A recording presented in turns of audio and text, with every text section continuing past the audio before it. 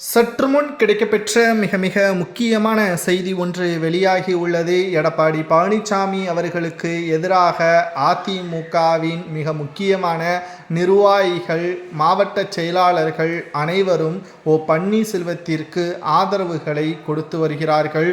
அதிமுகவில் குழப்பத்தை ஏற்படுத்தும் விதமாக எடப்பாடி பழனிசாமியின் தலைமை செயல்படுவதாகவும் பன்னீர்செல்வம், சசிகலா, டிடிவி தினகரன் அதிமுகவிற்குள் மீண்டும் வர வேண்டும், செங்கோட்டையனை பதவியிலிருந்து நீக்கியது மிகப்பெரிய தவறு என்பதையும் புரிந்து கொண்டு அவரையும் கட்சியில் மீண்டும் இணைக்க வேண்டும் என்று மாவட்ட செயலாளர்கள் பெரும்பாலானோர் எடப்பாடிக்கு எதிராகவும் பன்னீர்செல்வத்திற்கு ஆதரவாகவும் மீண்டும் குரல்களை கொடுத்து வருகிறார்கள். சட்டசபை தேர்தல் நடைபெறுவதற்கு நாம் ஏற்கனவே சொன்னபடி 6 மாதங்கள் தான் பொதுக்குழுவும் டிசம்பர் 10ஆம் தேதி அறிவித்து விட்டார்கள். இதையும் நாம் ஏற்கனவே பதிவு செய்திருந்தோம். மாவட்ட செயலாளர்கள் பொதுக்குழுவில் எடப்பாடிக்கு எதிராக ஓட்டுக்களை மட்டும் செலுத்த வேண்டும். பெரும்பான்மையான மாவட்ட செயலாளர்கள் எடப்பாடி பழனிசாமி அவர்களுக்கு எதிராக பதிவுகளை மேற்கொள்ளும் பட்சத்தில் அதிமுக தலைமை எடப்பாடி பழனிசாமியிடம் இருந்து பறிபோகும்.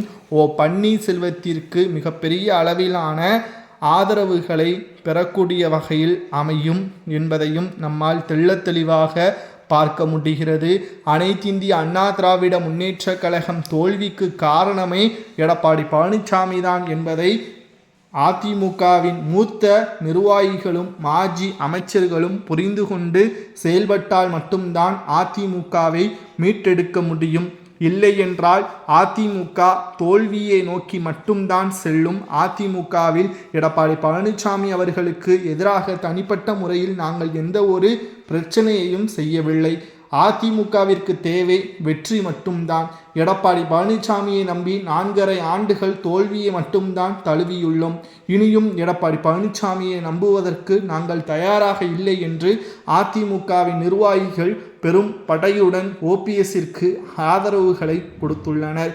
அதிமுகவிற்கு மாவட்ட செயலாளர்கள் ஆதரவுகளை கொடுத்தது சரியா தவறா என்பதை அதிமுகவின் உண்மையான தொண்டர்கள் கமெண்ட் வாயிலாக பதிவு செய்யுங்கள். நன்றி, வணக்கம்.